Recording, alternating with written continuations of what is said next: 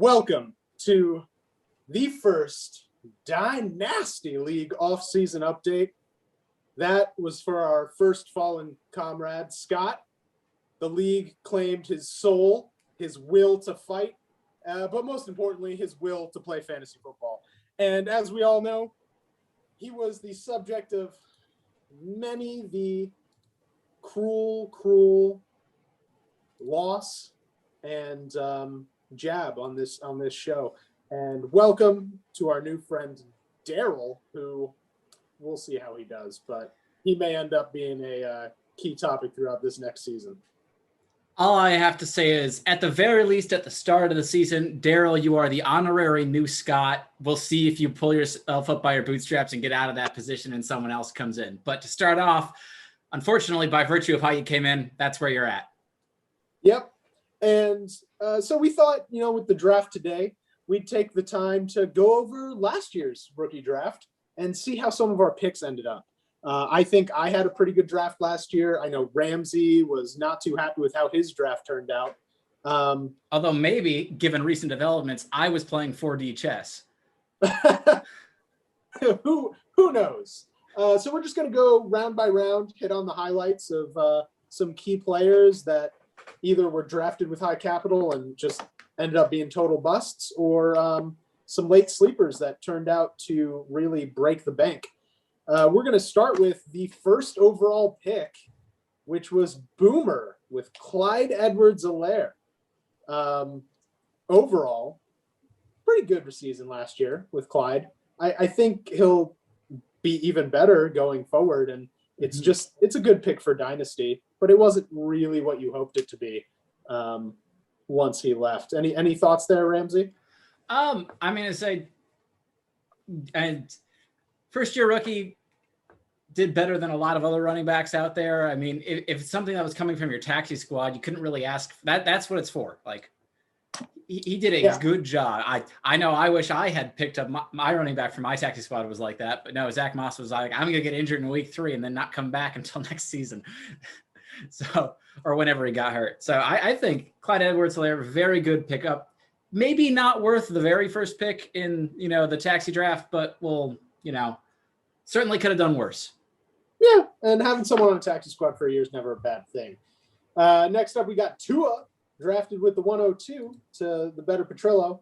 And Tua ended up being, all right. We all wish Fitzmagic played the whole season. Would have been cool to see the Dolphins go to the playoffs and then do well in the playoffs. But unfortunately, they handed over that mantle a little earlier than some of us wanted. And Nick got a quarterback for it, which quarterback's always great in this league. With the third pick, we've got Scott. And Daryl, you'll be sad to find out that Scott did in fact draft Jonathan Taylor. Turned out to be a great draft pick. He's going to kill it this year. And unfortunately, Scott then traded him away. So I've got Jonathan Taylor now. I'm feeling pretty good about it.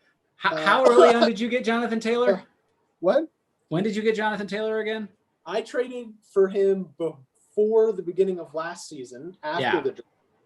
I believe I traded a pick, Carry-On, and Nageem Hines.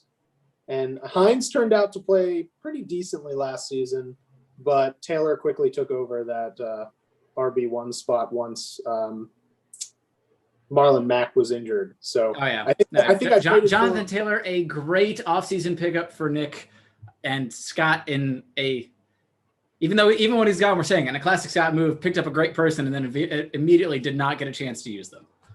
Yeah, to be fair, I did trade for him before the starter for the team. Marlon, but he didn't know.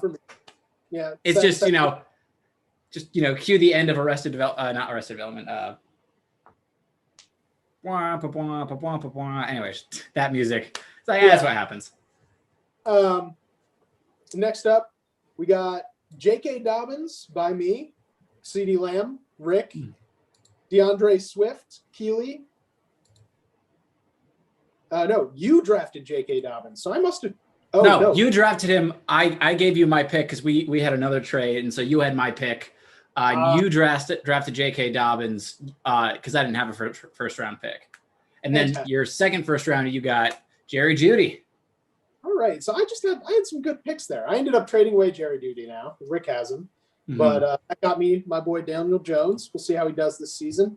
I have hope as a Giants fan, but I know everyone else has zero faith. So it's a little hard to deal with, but fandom pulls through. Rick's CeeDee Lamb really had an incredible season last year, and some people think he's going to do great this year as well. And I think he's a good pick going forward. And then Tim, with his Bengals fandom, got Joe Burrow. No? And Joe Burrow was doing good work until he wasn't anymore. But, that's not so much his fault.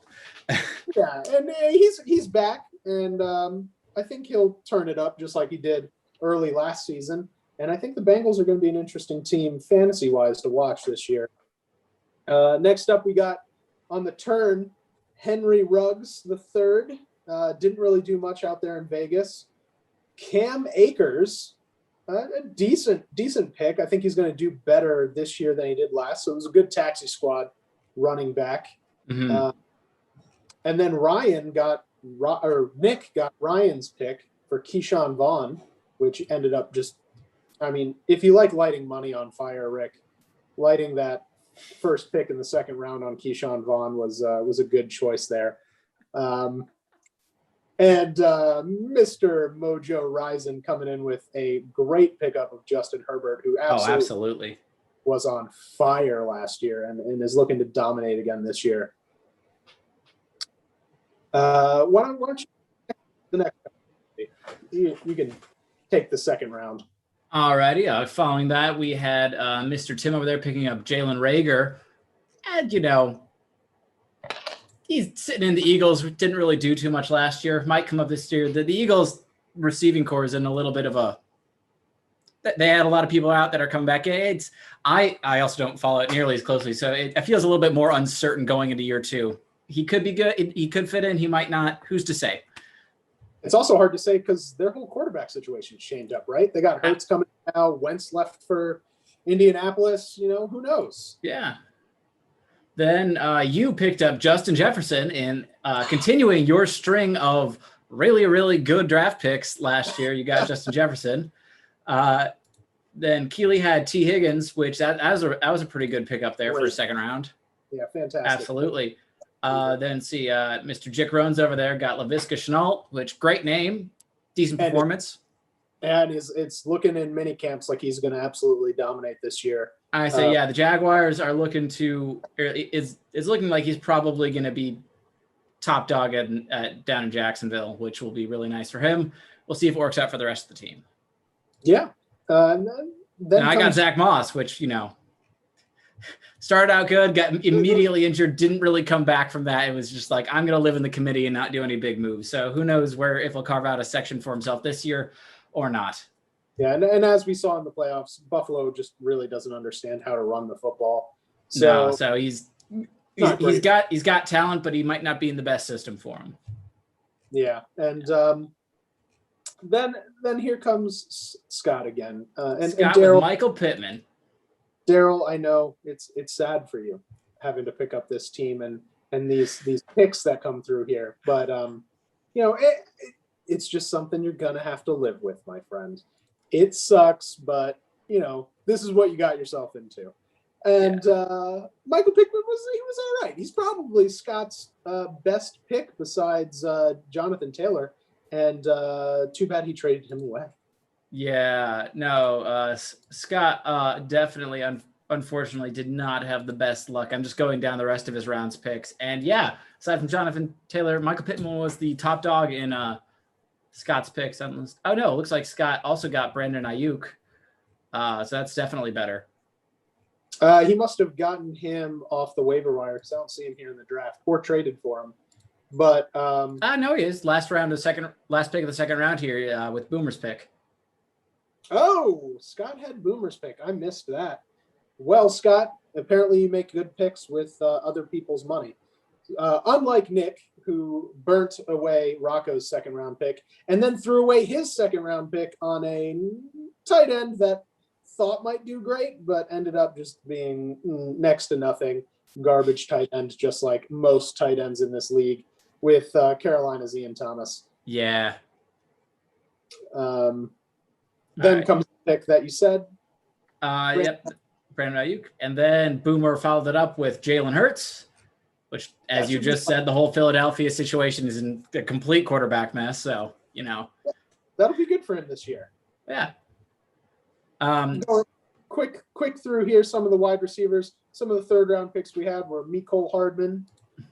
It's a decent dynasty play for a wide receiver 3. Brian Edwards, Denzel Mims, and KJ Hamler. Not that great. Yeah. Mims and Edwards may do something this year, but I think it's interesting that you ended up with who looks to be now the starting quarterback for the Packers, Mr. Jordan Love. Absolutely. Like I said, I may have been playing 4D chess. Even I don't know. Yeah, I think you were just listening to your heart and all the love that you felt there for good old cheeseheads, given your Minnesota background. I'm from Wisconsin. Thank you very much. I bleed the green and yellow. Even better. Don't put me with the Vikings fans. My team has at least won a Super Bowl before. For if anybody here's a Vikings fan, suck it. Can you tell we don't script this? Absolutely. Then Keely got Noah Fant, who has been a bit of a team slut and moved around a bit because now he's on my team and I got him from you. Noah Fant's done some dancing around. I was pretty excited to trade for him and then pretty quick to trade him away actually. So it did not end up well, and I am now in some tight end woes because I don't think I'm going to get a good one this draft. But some great later round, 4th, 5th round picks that you don't see some great stuff turn out there. You got Cole Kmet, who looks to be the starting tight end for the Chicago. Taking over Jimmy Grandpa. Absolutely, because he showed some really good playmaking abilities last year, but just was not at the forefront of anything. So when he is there, he'll definitely have a chance to do more. Yep, and then probably one of my favorite picks was Rocco's 5th round pick, which, some people lit their picks on fire, getting rookies that really didn't do anything, but at least they were taking their shot. Ryan, on the other hand, Rocco, decided to draft Eric Ebron, a already known veteran in the league that just moved teams and truly just light that pick on fire with no regard for the fact that this is in fact a rookie draft. I can't remember if he did it on purpose because it was the last pick of the draft or not. It's been too long, and I don't remember if he was just doing it for the meme of it, or if he actually was like, I tight end. I need one of those. And some other great late round picks were Mr. Mojo Rising with a late round Antonio Gibson. Fantastic pick. I remember he sniped him from me. Right before that, though, you got Chase Claypool, which was an I got him right. Oh, right. That's right. It's going the other direction. Yeah, ended up excellent. So 2 late rounders there that ended up really well. And then the only other one worth mentioning really is Joshua Kelly. Went to the Better Petrillo. Yeah. And he's a decent backup there behind Austin Eckler in LA. So we'll see how that turns out. All right, yeah. But overall, I think this year's draft, has potentially a lot more room for bigger swings on people's teams after last season. I feel like with the moves, I feel like there's a lot of big talent coming in to replace old talent. A lot of like new QBs and wide receivers that are coming in looking to make their mark is like, hey, here's the new big weapon at X team or Y team. And I think potentially could show a lot more first season impact than the ones last year. Yeah. And I think over the last 2 seasons starting this league, people have started to realize the need for quarterbacks. So I think we're going to watch a lot of these new young up and coming quarterbacks go early in the 1st and 2nd rounds. And that'll be interesting to watch. But overall, guys, just remember that whatever you pick this year, you better pick well, because otherwise we're just going to be tearing you apart next year, just like we did to Scott.